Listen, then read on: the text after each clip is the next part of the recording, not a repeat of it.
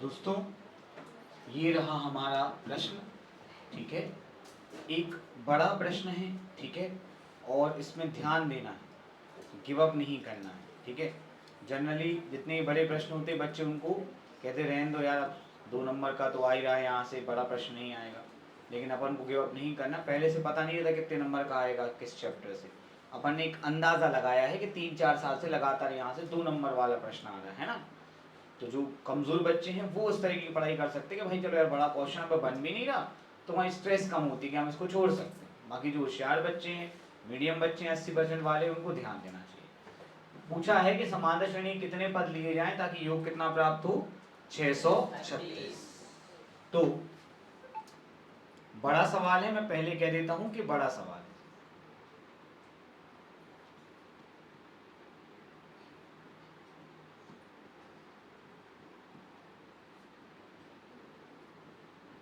दी गई समांतर श्रेणी है, बोलेंगे सारे बच्चे। 9, 17, 25।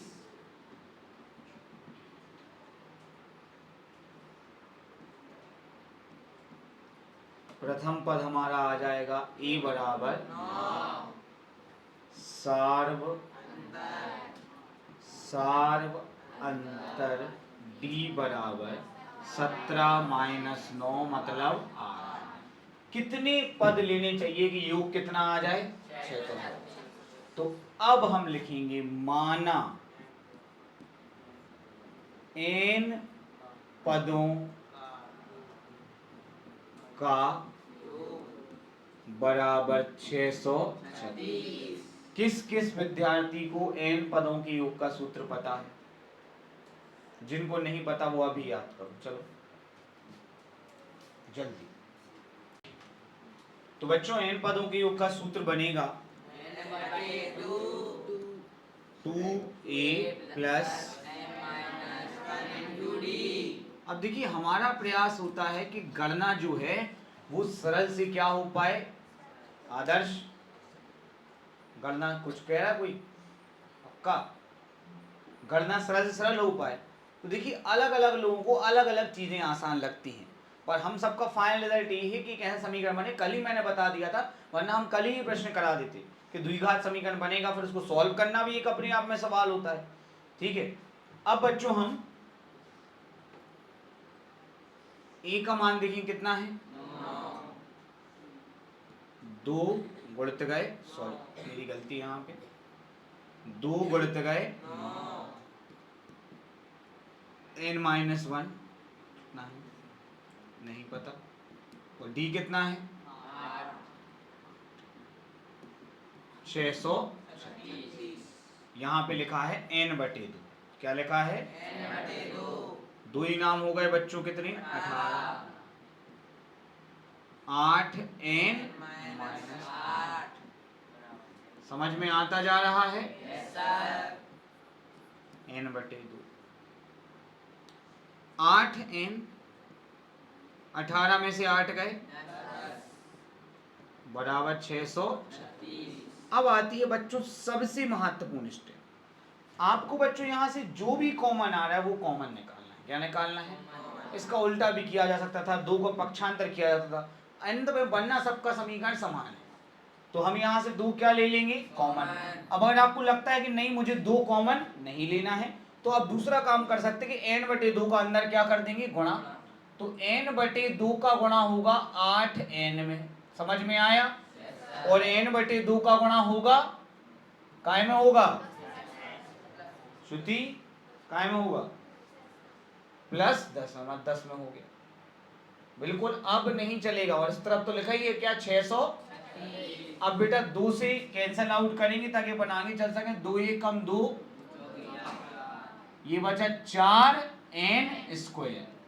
अब देखो 2 1 कम 2, 2 पंचे 5, और प्लस के 636 इस तरफ आ गए थे।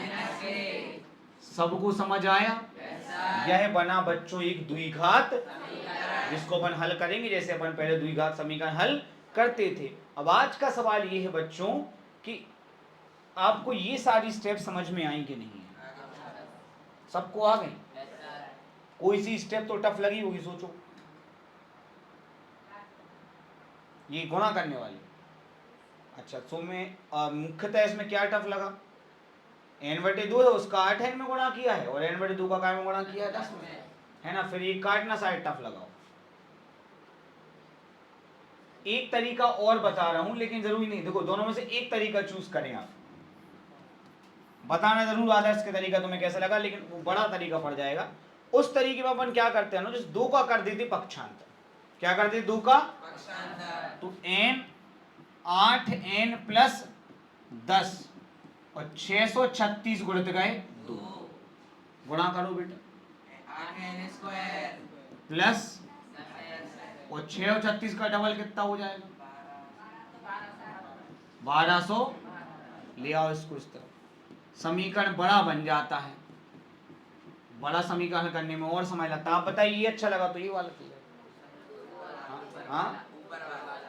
अच्छा इसमें 2 का भाग दे दो, अगर 2 चौके 2 पंचे 2, वो वही आ जाएगा, तो ये वही बन जाएगा। तो कौन सा अच्छा है, ऊपर वाला ही सर्वश्रेष्ठ है। मैं इसको करा चुका हूँ, इसमें फालतू की स्टेप पक्षांतर करना, एक बड़ी संख्या प्राप्त करना, फिर सोचना कि भाग किसका जा रहा है, इसमें केवल हमारा समय ही व्यर्थ होता है। 2 का पक्षांतर केवल तभी करना चाहिए आकृति जब अंदर की दोनों संख्याएं 2 से ना कट रही हो। फिर से बोलो मैंने क्या बोला, 2 का पक्षांतर केवल और केवल तभी करना चाहिए जब अंदर की दोनों संख्याएं 2 से ना कट रही हो। बात गई दिमाग में कि नहीं, बोलो गई कि नहीं गई, एकदम क्लियर हो गया। अब अपन केवल बच्चों के लिए एक बार फिर से ये वाली स्टेप बता दें, क्या पता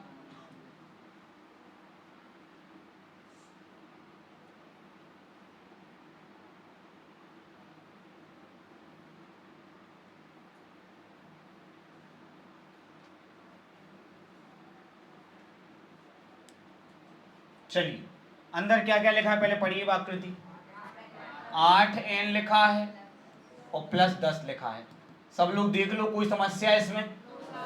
8n लिखा और प्लस का 10, अब n/2 का गुणा दोनों में होगा, तो 8n के गुणा में क्या लिख दे रहे गुणा में, और इसमें भी कोई समस्या। 2 1 कम 2 2 चौके 4n स्क्वायर, 2 1 कम 2 2 पंचे 5 माइनस बराबर 0। सबको समझ में आया? अब बेटा चूंकि ये सवाल वैसे ही बहुत बड़ा हो गया है, इसलिए हम ये नहीं लिख सकते कि तुलना वलना करने में, सीधा ABC के मान लिखेंगे। A बराबर बताइए, जिनको द्विघात समीकरण सॉल्व करना नहीं आता होगा, वे सबको आता है। A बराबर, B बराबर, C बराबर -36। ओके, अब विविक्त कर D बराबर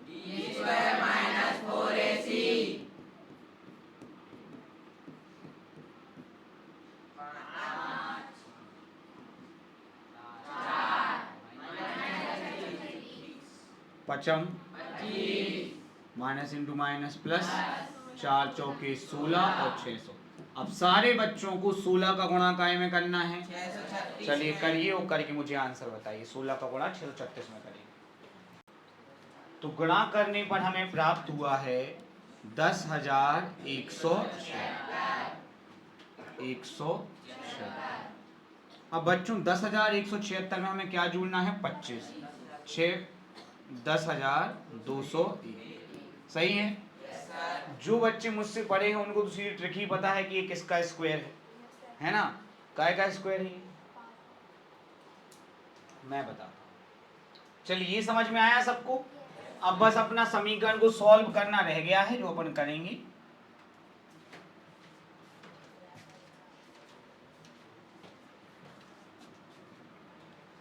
तो सूत्र बता देंगे अपन, याद रखिए x का मान नहीं निकाल रहे अपन, काय का मान निकाल रहे हैं। सूत्र वही रहेगा -b √b²-4ac/2a।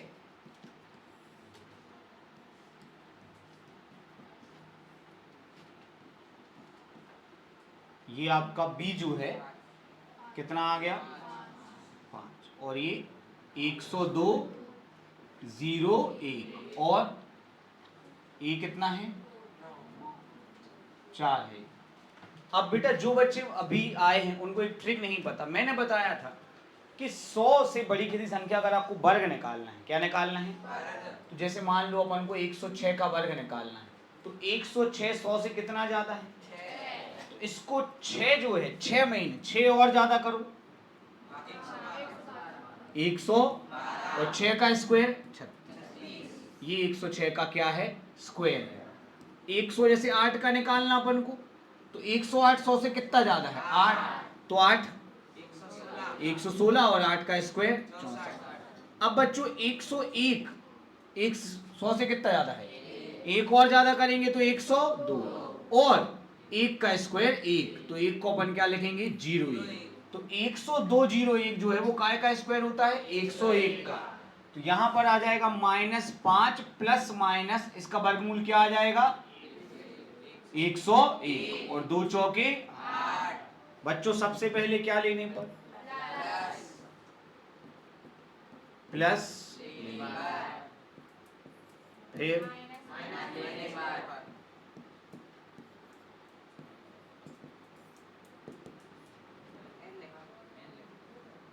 वो x क्यों लिख गया पहले ये बताओ तुम, हैबिट में है x लिखना, इतना ज्यादा हैबिट में है क्या बताएं। हाँ भैया -5 प्लस 101 -5 जुड़ेंगे घटेंगे 101 में से 5 गए तो 96, अब 96 में 8 का भाग देना है, 8 एकम बचे कितने, बचे आप अटक क्यों जाते हो, बचे कितने 1, बचे कितने फिर 6 ले लेंगे तो 16 और 8 दूनी, अटके मतलब कमजोर, और कमजोर मतलब अभ्यास करो। ये जो है बेटा ये 101 को 5 जुड़ जाएंगे, अब ये माइनस का आ गया और पदों की संख्या माइनस में नहीं होती, इसलिए इस वाले मान को हम क्या कर देंगे और लिख देंगे। अगर ये प्लस का दोनों मान लिख देते, लेकिन ये काय का आ गया तो पदों की संख्या, आप ये समझो पदों की संख्या मतलब छात्रों की संख्या, अपने यहाँ 50 छात्र हो सकते हैं 40 हो सकते हैं, कभी पानी मानी गिर गया तो 2 छात्र हो सकते हैं, है ना, लेकिन माइनस में नहीं होंगे, 2.5 छात्र नहीं होंगे कि आज 2.5 छात्र आए थे, समझ गए। तो ये आखिरी आंसर हम लिखना ना भूलेंगे, आंसर आएगा, पहले आंसर जब भी लिखो तो पहले प्रश्न पढ़ो कि प्रश्न क्या था। 636 योग प्राप्त करने के लिए समांतर श्रेणी कितने पद लेने, तो आंसर रहेगा 636 योग प्राप्त करने के लिए समांतर श्रेणी के 12 पद लेने, ये है सही तरीका, टॉपर्स का तरीका, समझे। चलिए कर लीजिए बच्चों। देखो बच्चों, तो बच्चों यहां पर नहीं वही प्रश्न तो है वो अपन ने कर लिया, 24 21 18 के कितने पदों का योगफल 78 होगा, ये तो प्रश्न पुराना ही है, साथ में लिखा है दोहरे उत्तर के कारण की, अभी अपने 2 उत्तर आए थे लेकिन एक अपन ने छोड़ दिया था, लेकिन इस सवाल में एक नहीं छोड़ेंगे 2 उत्तर आएंगे, अभी आपको समझाएंगे इसमें क्या है, पर पहले जैसे करते वैसे करते हैं अपन। तो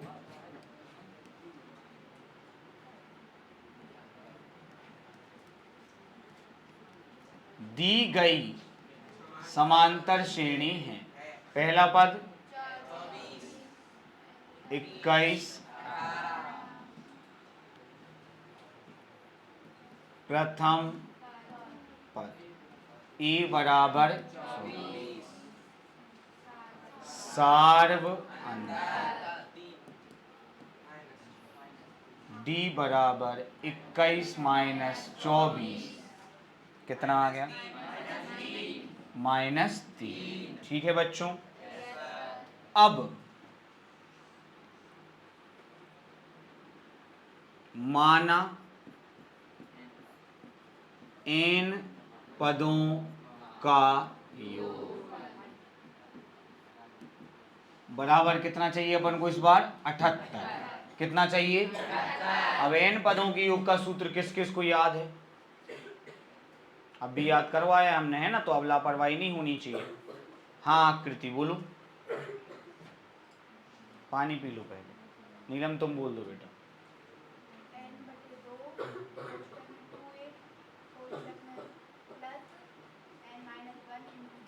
ठीक है बच्चों, फिर से बोल देते हैं। अंशिका बोलो।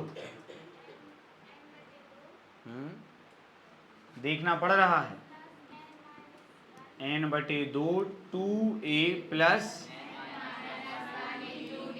बराबर 78। जैसी हैबिट बना लोगे वैसा काम हो जाएगा। भैया पानी पियाओ जाओ आकृति। हाँ बेटा, ए का मान कितना है? 24। डी का मान कितना है? 24 दूनी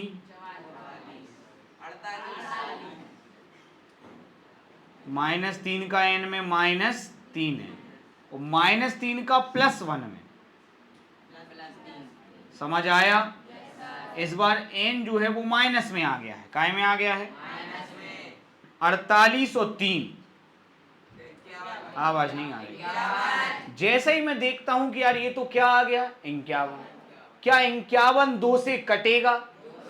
तो अब अपना पुराना वाला तरीका नहीं चलेगा। तो ये बटे का 2 जो है कहां चला जाएगा? सबको समझ में आया? अगली स्टेप में बच्चों ये 78 का दुगना 156। बच्चों यहां पर देख लेंगे 48 और 3 माइनस n का गुणा करेंगे 51 में 3n² बराबर 156। अब देखो बेटा, पहली बार ऐसा हुआ है कि भैया n² काय में है, तो अब पक्षांतर उस तरफ करेंगे। ओके, तो इस तरफ रहेगा केवल 0। क्या रहेगा? केवल 0। बाकी 3n² माइनस का 3n² इस तरफ आया, काय का हो गया? प्लस का 51n इस तरफ आया तो और +1। अब देखो बेटा, छोटा सा ज्ञान हमें कितना आसान कर सकता है। किसी को होता है, किसी को नहीं। हमें 17 का दुनिया आता, हमको पता 17 तिया पता है। हमें पता है कि यार ये क्या लिखा है, 156। हमें पता, अभिषेक सर ने ट्रिक बताई थी कि अगर सबको जोड़ो 6 और 1 7 और 5 12, 12 में 3 का भाग जा रहा है, तो 156 में भी 3 का भाग। तो हमें पता है कि यहाँ दी गई हर संख्या में 3 का भाग, तो हम पूरे समीकरण में काय का भाग देंगे? सवाल दोनों करेंगे बच्चे, लेकिन एक के लिए कठिन हो जाएगा और एक के लिए सरल।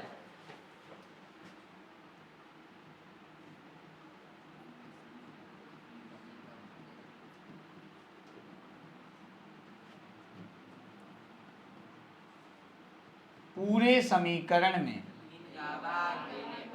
3 का भाग यहाँ 0, यहाँ पे केवल क्या बचा?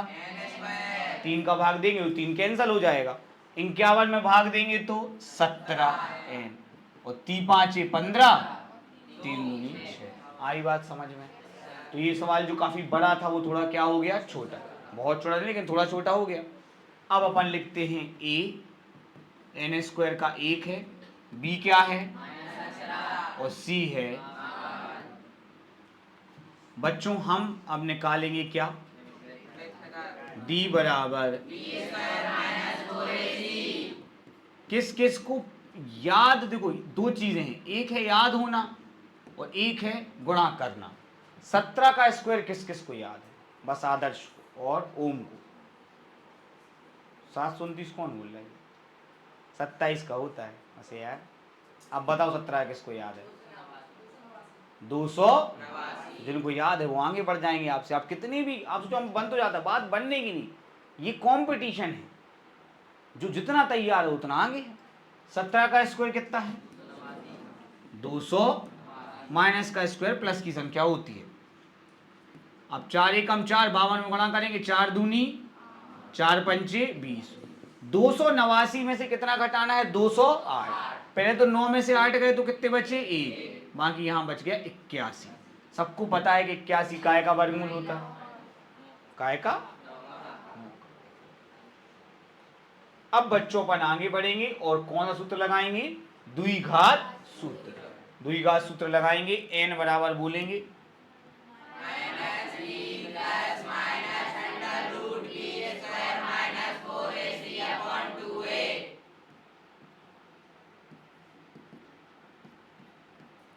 अंडर रूट के अंदर आ रहा है क्या, ए का मान हमारा था 1 और बी का मान अपना था -17, तो माइनस इंटू माइनस क्या हो गया प्लस, 17 प्लस -9, 2 एकम 2। सबसे पहले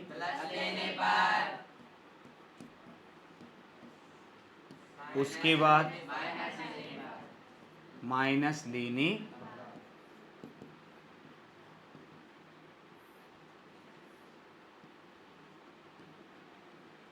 सत्रह प्लस 9,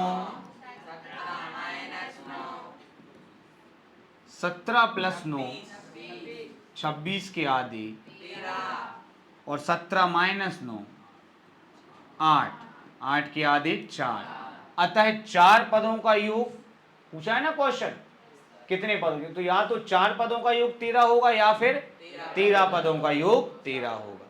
64 सॉरी क्या चाहिए था 78, अतः 4 पदों का योग 78 होगा। लेकिन इसमें एक चीज रह गई कि दो दो उत्तर कैसे आ गए, ऐसा कैसे हो सकता है कि 4 पदों का योग भी 78 है और 13, इसको अभी मैं समझाऊंगा आपको, ये अलग से वाले पेपर में आया नहीं है, पर ये मैं आपको अलग समझाना चाहता हूँ, मन में आता होगा ना कि ये कैसे हो सकता है कि 4 पदों का योग भी 78 आ गया और 13। चलिए कर लीजिए।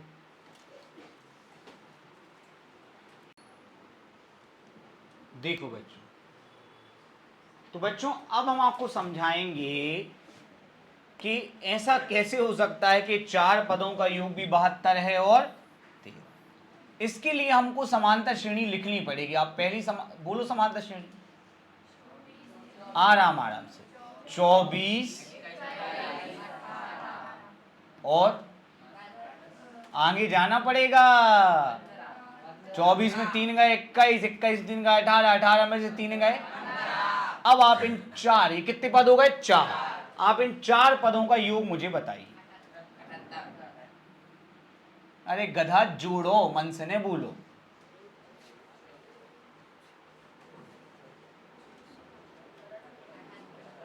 नया है 78, बिना कल देखो होशियार होशियार बच्चे कलम चला रहे हैं, आलसियों को आलस भरा हुआ है।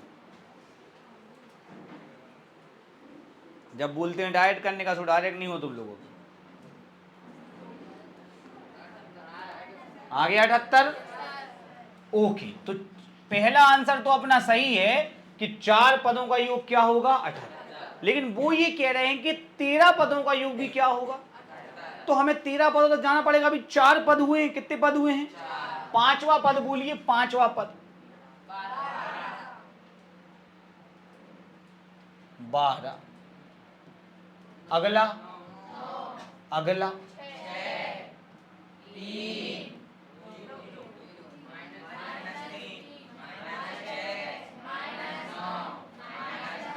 गिनिए, क्या 13 हो गए, हो गए। अब तुम 13 पदों को मत जोड़ो, केवल इन पदों को जोड़ो। अरे कहा ऊपर देखो, प्लस के 12 0, 9 प्लस के और 0, प्लस के 6 और माइनस के 6, और प्लस के 3 और माइनस के 3, तो ये कितना आया।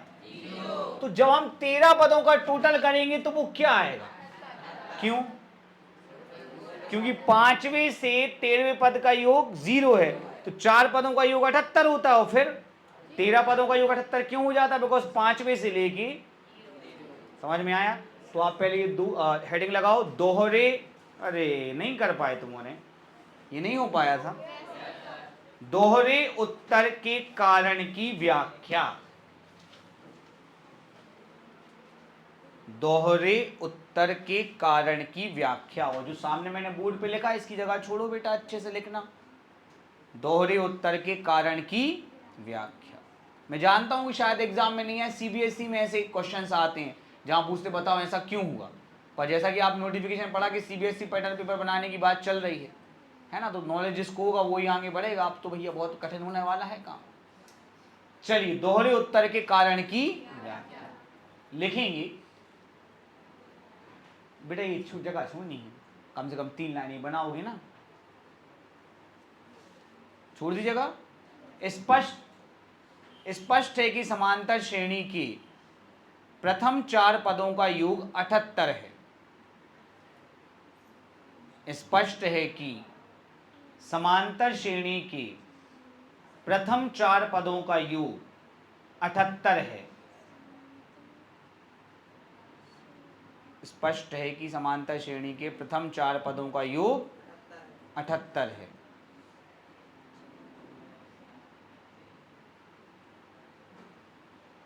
लिख लिया। फिर 5वें पद से, हाँ फिर लिखना है इसमें, फिर 5वें पद से 13वें पद तक का योग 0 है।